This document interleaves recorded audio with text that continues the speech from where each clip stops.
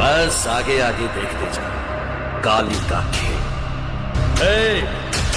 किसी को भी अपने बीवी बच्चों का कोई सेंटिमेंट है तो यहाँ से अभी दफा हो जाए। इन दो चेहरों को सिनेमा के पर्दे पर एक साथ आपने कब देखा था? इतना पहले कि आप भूल चुके होंगे। और मिलेनियल्स यानी 1990 के बाद पैदा हुई पीढ़ी ने तो शायद देखा ही नहीं होगा।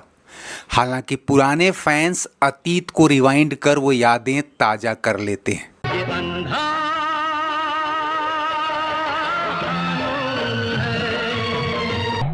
एक दूसरे से करते हैं प्यार हम।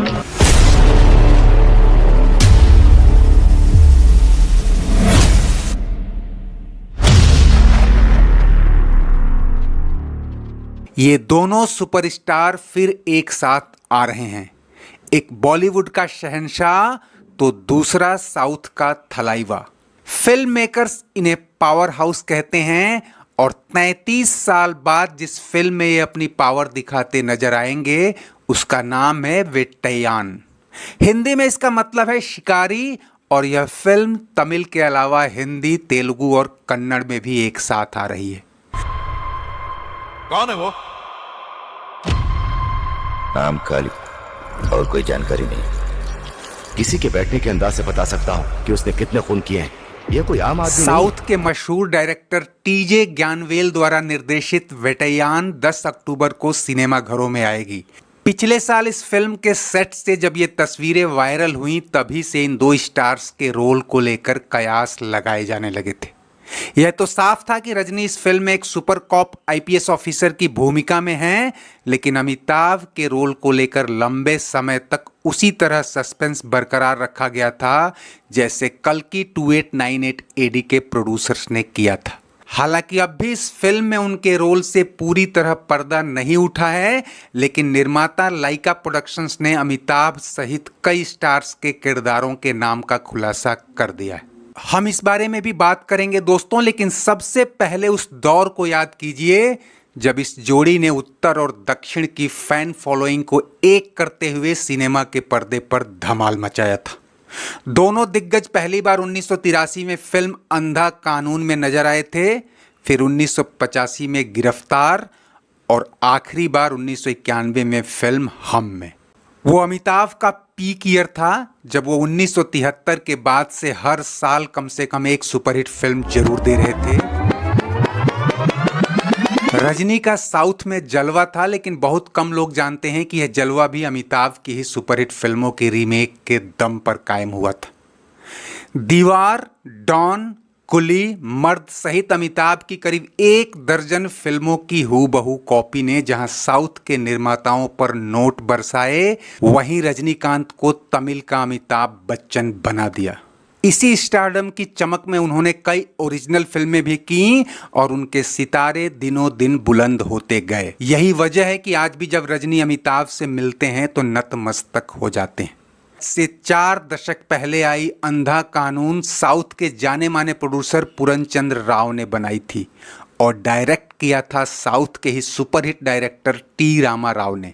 फिल्म एक तरह से रजनीकांत की बॉलीवुड में ग्रैंड एंट्री के तौर पर बनाई गई थी और यही वजह है कि इसमें हेमा मालिनी, रीना रॉय जैसी स्टार हीरोइनें ही नहीं, उस दौर के लगभग सभी पॉपुलर विलन थे। प्रेम चोपड़ा, प्राण, डैनी, मदनपुरी और अमरीश पुरी भी। कहानी भी सस्पेंस और थ्रिलर से भरपूर थी, लेकिन रजनी तमिल के धुरंधर थे। हिंदी डायलॉग डिलीवरी में वो करिश्मा नहीं था और 3.5 घंटे तक दर्शकों को बांधे रखने के लिए करिश्मा ही चाहिए था। ऐसे में एंट्री हुई उस दौर के सबसे बड़े फिल्मी नाम की।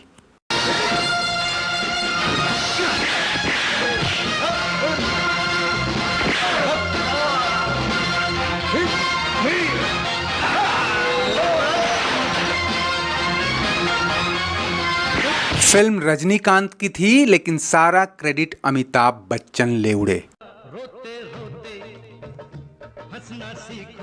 फिल्म सुपरहिट रही, निर्माता खुश थे कि उनकी जेब भर गई और रजनीकांत के लिए बॉलीवुड में इससे शानदार एंट्री क्या हो सकती थी। फिर 1985 में साउथ के ही प्रोड्यूसर एस रामनाथन ने इसी सक्सेस को भुनाने की सोची और स्टारडम का ट्रिपल तड़का लगाते हुए अमिताभ, रजनीकांत के साथ कमल हासन को भी ले आए।